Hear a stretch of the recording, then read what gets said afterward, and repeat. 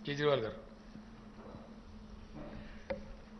आज हम लोग हैदराबाद में आए और हैदराबाद के ऑनेबल सीएम राव साहब से मुलाकात हुई। काफ़ी लंबी मुलाकात हुई, काफ़ी अच्छी चर्चा हुई। सबसे पहले मैं राव साहब का हमारी पूरी टीम की तरफ से बहुत बहुत शुक्रिया अदा करना चाहता हूं कि उन्होंने हमें हमारे साथ टाइम निकाल के मुलाकात की और इतना प्यार और सम्मान हम लोगों को दिया। I am all of us are very very very grateful to him. हमने अपनी पूरी बात उनके सामने रखी और जैसा भी उन्होंने कहा कि दिल्ली के लोगों को न्याय दिलाने के लिए वो, उनकी पार्टी और उनकी पूरी सरकार दिल्ली के लोगों के साथ है। ये बात केवल दिल्ली की नहीं है, ये बात देश के जनतंत्र को बचाने की है। जो अध्यादेश पारित किया गया है वो देश के जनतंत्र के खिलाफ है, संविधान के खिलाफ है। सो उनकी सपोर्ट से हमें बहुत ताकत मिली है और हम इस सपोर्ट के लिए मैं पूरे दिल्ली के लोगों की तरफ से उनका तहे दिल से शुक्रिया अदा करना चाहता हूं। हमारी सरकार दिल्ली में पहली बार जब 2015 में बनी थी, फरवरी 2015 में दिल्ली में हमारी सरकार बनी थी। फरवरी 2015 में सरकार बनी और 23 मई को, मात्र 3 महीने के बाद, मोदी सरकार ने एक नोटिफिकेशन लाके हमारी सारी पावर छीन ली 3 महीने में। तो अब ब्यूरोक्रेसी के ऊपर, पहले हमारे से पहले शीला दीक्षित जी की सरकार थी। शीला दीक्षित जी का पूरा कंट्रोल था ब्यूरोक्रेसी के ऊपर, transfer, posting, disciplinary action, creation of new posts.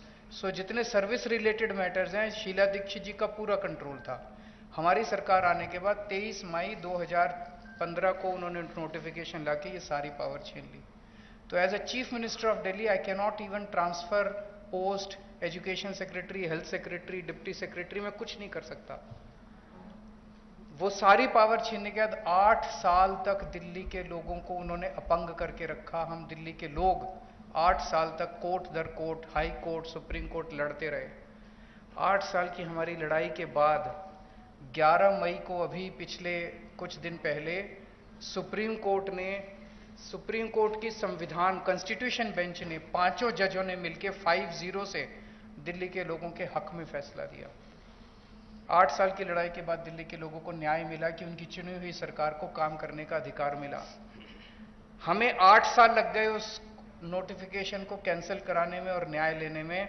उसके 8 दिन के अंदर 11 मई को ऑर्डर आया सुप्रीम कोर्ट का। 19 मई को मोदी सरकार ने ऑर्डिनेंस लाके सुप्रीम कोर्ट के ऑर्डर को निरस्त कर दिया, पलट दिया। पूरे देश भर में लोग कह रहे हैं कि जिस देश का प्रधानमंत्री सुप्रीम कोर्ट को नहीं मानता, सुप्रीम कोर्ट के आदेश को नहीं मानता, फिर न्याय लेने के लिए लोग कहां जाएंगे?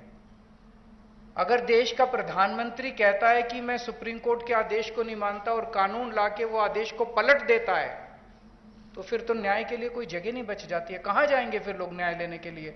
फिर तो कोई अंतिम चीज ही नहीं है। वो प्रधानमंत्री जी कहते हैं मैं नहीं मानता सुप्रीम कोर्ट को, ऐसे देश कैसे चलेगा? ये तो बिल्कुल गलत है। अब ये अध्यादेश लाके वापस सारी पावर छीन ली। तो एक तरह से, जैसे अभी राव साहब ने बिल्कुल सही बोला, ये अध्यादेश दिल्ली के लोगों का अपमान है, घोर अपमान है। एक तरह से प्रधानमंत्री जी ये कह रहे हैं कि तुम जो मर्जी सरकार चुनो, मैं उसको काम नहीं करने दूंगा।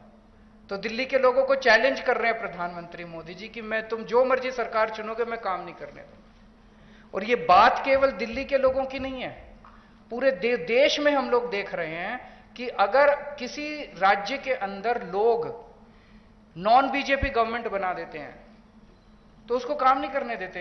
या तो 3 तरीके अपनाते हैं, या तो वहां पे एमएलए खरीद लेते हैं दूसरी पार्टी के, सरकार गिरा देते हैं। कितना हमने देखा, कितनी जगह पे देखा, एमएलए खरीद के सरकार गिरा देते हैं। या एमएलए तोड़ लेते हैं, ईडी भेज के, सीबीआई भेज के, डरा के एमएलए तोड़ लेते हैं, सरकार गिरा देते हैं। या फिर ऑर्डिनेंस ले आते हैं गवर्नर के जरिए, गवर्नर का गलत इस्तेमाल करके सरकार को तंग करते हैं। जैसे आप लोगों के गवर्नर आपके बिल नहीं पास होने देते, काम नहीं करने देते उन लोगों को। तो इस तरह से मैसेज ये है कि अगर कोई भी राज्य के लोग नॉन बीजेपी सरकार बनाएंगे तो हम उसको काम नहीं करने देंगे, सरकार तोड़ देंगे। ऐसे देश नहीं चल सकता। ये तो बहुत खतरनाक स्थिति है पूरे देश के सामने। मैं जो पूरे देश भर में घूम रहा हूं समर्थन मांगते हुए, मैं केवल अपने लिए समर्थन नहीं मांग रहा, मैं देश के संविधान के लिए और देश के जनतंत्र के लिए समर्थन मांग रहा हूं। हमारे जो स्वतंत्रता सेनानियों ने लड़ाई लड़ी थी, वो ऐसे भारत के लिए लड़ाई थोड़ी लड़ी थी कि एक पार्टी आएगी सेंटर के अंदर, वो पार्टी बस एक ही पार्टी का पूरे देश के अंदर राज होगा। जिस तरह से आज इन्होंने माहौल बनाया हुआ है, फिर तो एक प्रधानमंत्री और 31 गवर्नर बस वो चला लें इस देश को, फिर मुख्यमंत्री बनाने की क्या जरूरत है, फिर चुनाव लड़ने की करने की क्या जरूरत है, फिर तो ये तानाशाही होगी। इस तानाशाही के खिलाफ हम लोग लड़ रहे हैं। राज्यसभा के अंदर जब ये बिल आएगा, राज्यसभा के अंदर बीजेपी के पास मेजॉरिटी नहीं है। बीजेपी के out of 238 MPs, BJP has only 93 MPs. BJP के पास मेजॉरिटी नहीं है। मैं फिर से शुक्रिया अदा करता हूं राव साहब का। अगर हम सब लोग नॉन बीजेपी पार्टीज इकट्ठे हो गए तो इस बिल को हम राज्यसभा के अंदर गिरा सकते हैं। और अगर ये बिल गिर जाता है तो पूरे देश के लोगों को विश्वास हो जाएगा कि 2024 के अंदर मोदी सरकार वापस नहीं आ रही है।